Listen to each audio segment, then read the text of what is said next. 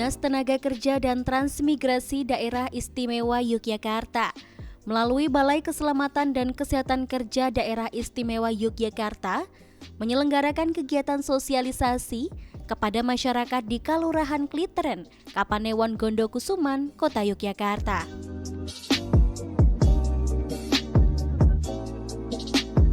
Kegiatan ini berlangsung di kantor pemerintah Kalurahan Kliteren dengan membahas mengenai keselamatan dan kesehatan kerja atau K3 di daerah istimewa Yogyakarta. Dihadiri sekitar 30 peserta. Sosialisasi ini juga dihadiri langsung oleh anggota DPRD DIY R. Stefanus C. Handoko, Kepala Seksi Balai Keselamatan dan Kesehatan Kerja Balai K3 DIY Retna Dwi Handari, dan juga Lurah Kliteren Ahmad Zainuri.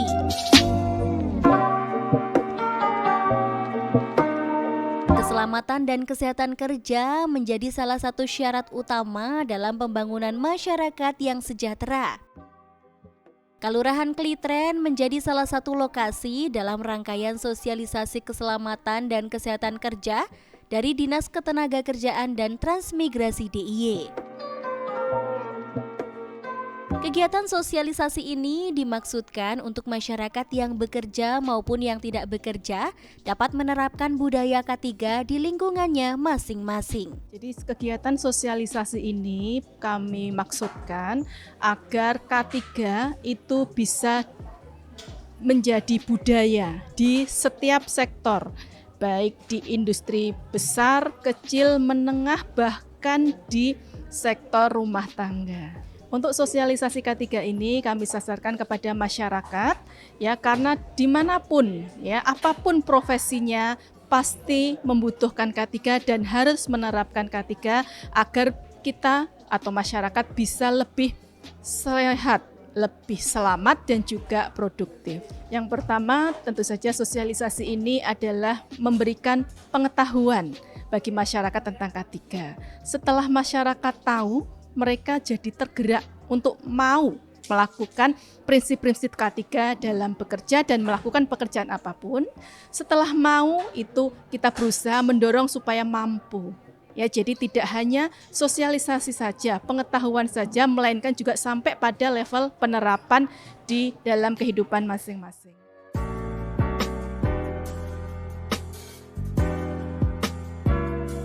Keselamatan dan kesehatan kerja ini sangat penting diterapkan, tidak hanya di dunia kerja saja, namun juga di kehidupan bermasyarakat.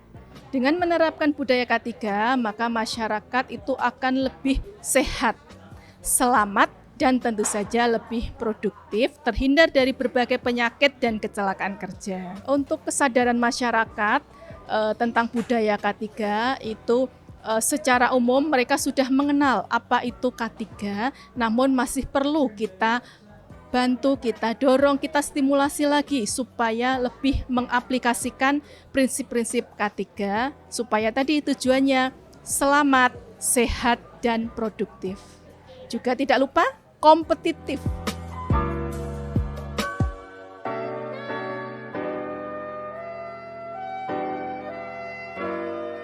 Dengan diselenggarakannya kegiatan sosialisasi K3 ini, diharapkan masyarakat menjadi lebih tahu dan paham akan keselamatan dan kesehatan kerja. Tidak hanya mengetahui saja, diharapkan masyarakat menjadi tergerak untuk menerapkan K3 di kehidupan bermasyarakat untuk membangun kesejahteraan masyarakat. Baik, dengan diadakannya sosialisasi ini, semoga ini menjadi suatu contoh ya di kelompok masyarakat lain ya, yang tentu saja kami tiap tahun ada kegiatan seperti ini ya. Semoga jangkauan ke depan juga lebih luas, sasarannya lebih banyak sehingga K3 itu sudah membudaya dan semua sudah kenal K3. Prinsip dari K3 yang pertama itu saya pilih selamat, saya pilih sehat dan produktif dengan menerapkan K3.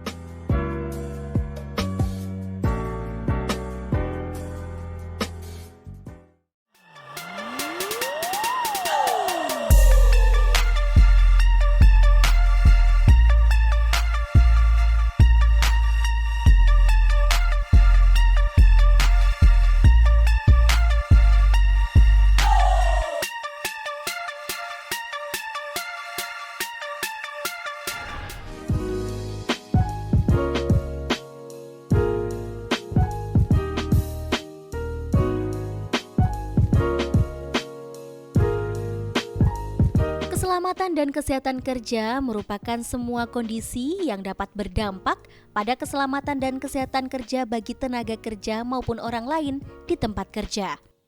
K3 adalah definisinya adalah semua kondisi dan faktor yang dapat berdampak pada keselamatan dan kesehatan kerja, baik itu bagi tenaga kerja itu sendiri maupun orang lain di sekitarnya.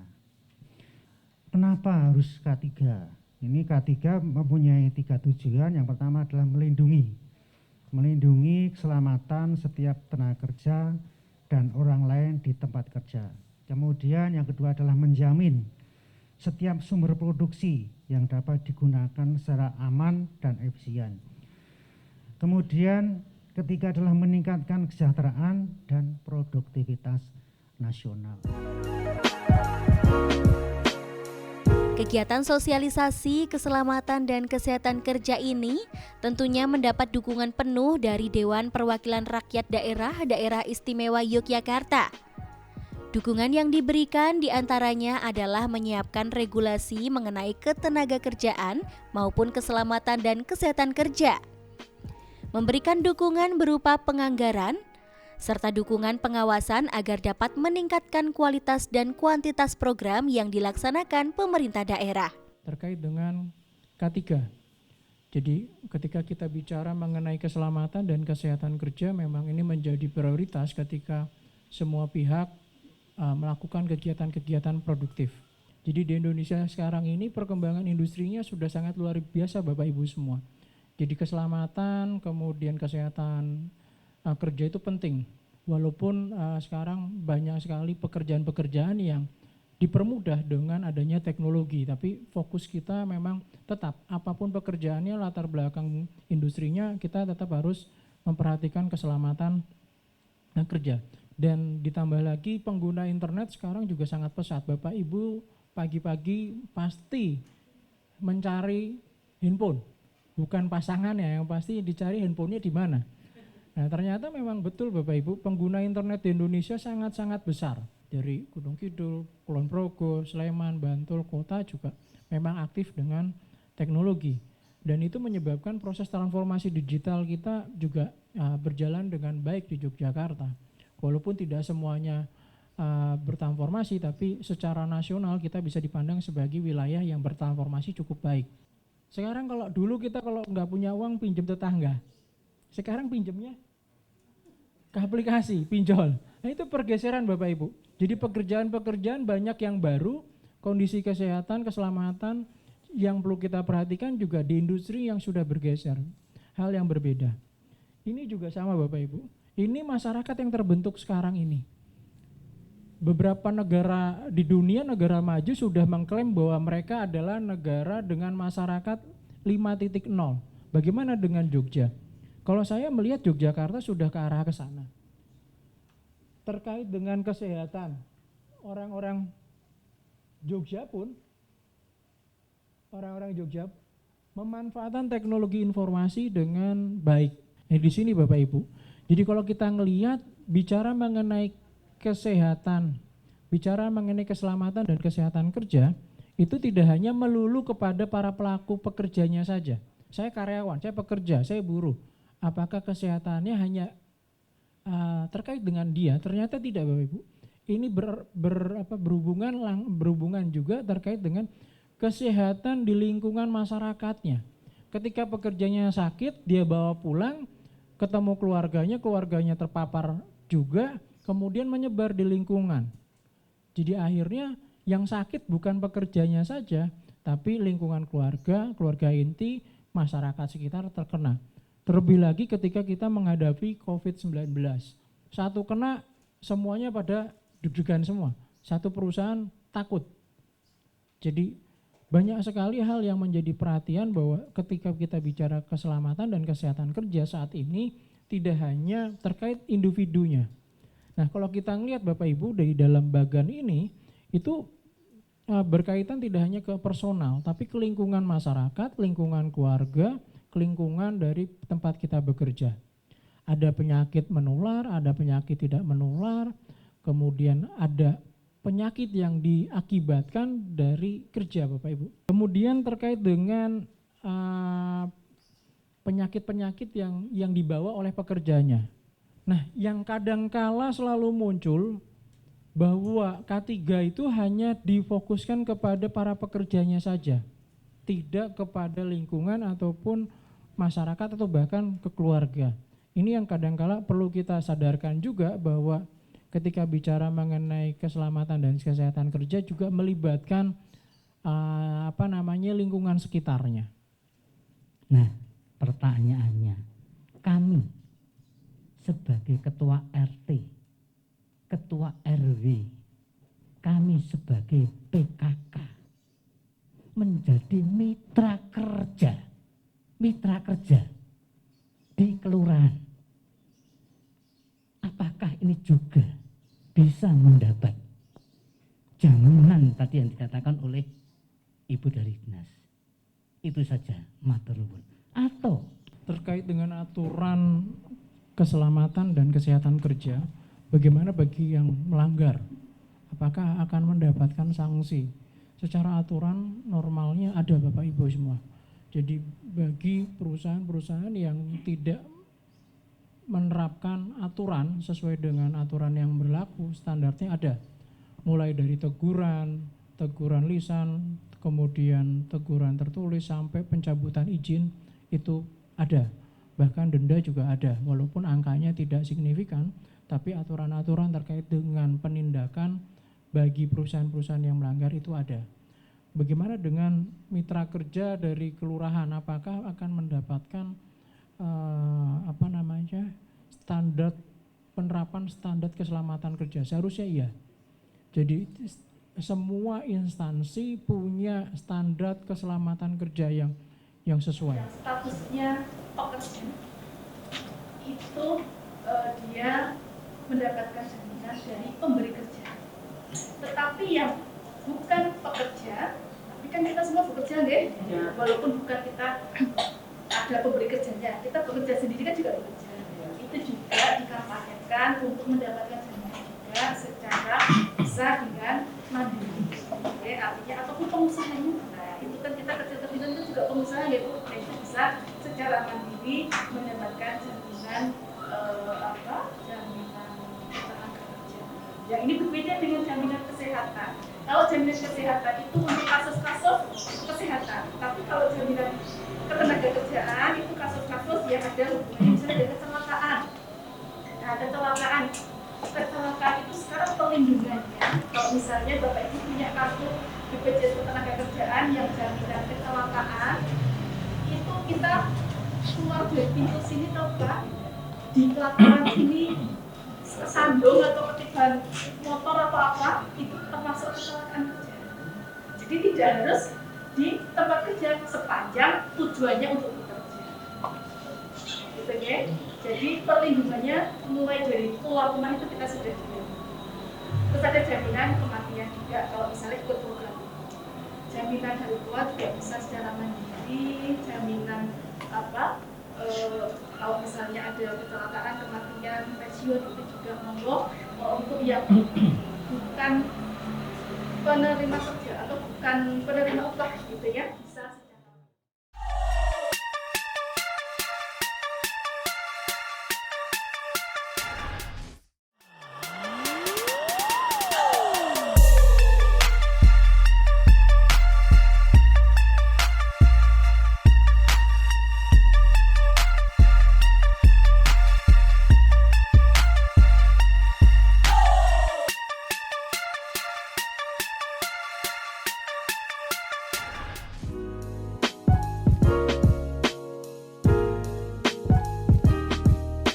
Penerapan keamanan, kesehatan, dan keselamatan kerja atau K3 rupanya belum sepenuhnya diterapkan oleh masyarakat Indonesia.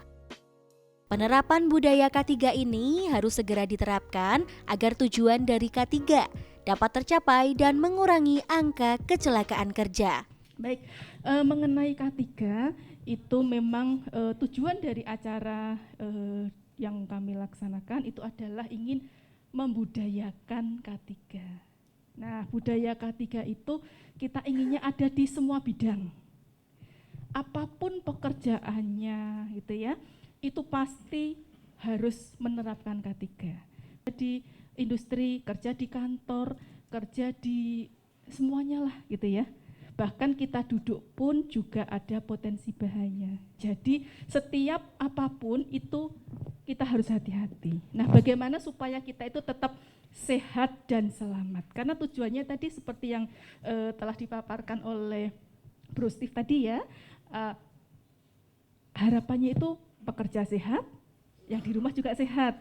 Nah, jangan sampai ada yang tidak sehat. Maka ibu pun, bapak pun, baik yang bekerja ataupun yang di rumah harus tetap sehat. Bagaimana caranya supaya kita bisa bekerja secara sehat? Nah, yang pertama itu adalah kita harus sadar bahwa di sekitar kita ada potensi bahaya. Tadi Bapak Yanuri sudah ngendiko ya, ada bahaya fisik, kimia, biologi. Kita harus sadar dulu, oh di rumah ada kabel yang terkelupas, lah itu potensi bahaya. Belum jadi bahaya, baru potensi tapi bisa menjadi bahaya. Yang pertama harus mengenali, ya, sadar bahwa di sekitar kita ada bahaya. Kalau sudah sadar, kita berusaha mengeliminasi atau meminimalkan atau menghilangkan gitu ya. Kita juga pakai APD tadi yang diingat ya. Kalau kita alergi ya kita mungkin pakai sarung tangan dan sebagainya ya. Itu prinsip yang pertama, kita mengenali dan menghilangkan atau meminimalkan sumber bahaya. Yang kedua, dalam bekerja itu perhatikan waktu istirahat. Terus selanjutnya lagi supaya tetap sehat itu adalah perhatikan pola makan. Ya, ibu-ibu, bapak-bapak kalau bekerja minumnya harus cukup minimal 30 cc per kilogram berat badan per hari. Dan juga yang terakhir jangan lupakan jaminan kesehatan. Jadi apakah setiap perusahaan itu sudah menerapkan standar kesehatan? Artinya semua sama. Ini terkait dengan karyawan untuk mendapatkan jaminan kesehatan. Yang kedua, mengapa standar masing-masing dari perusahaan antar dan inter itu berbeda? Misalnya ada yang memberikan cuti hamil, tapi juga berbeda. Ada yang 3 bulan sebelum melahirkan, ada yang 1 bulan 2. Ini jadi jaminan ini tidak sama.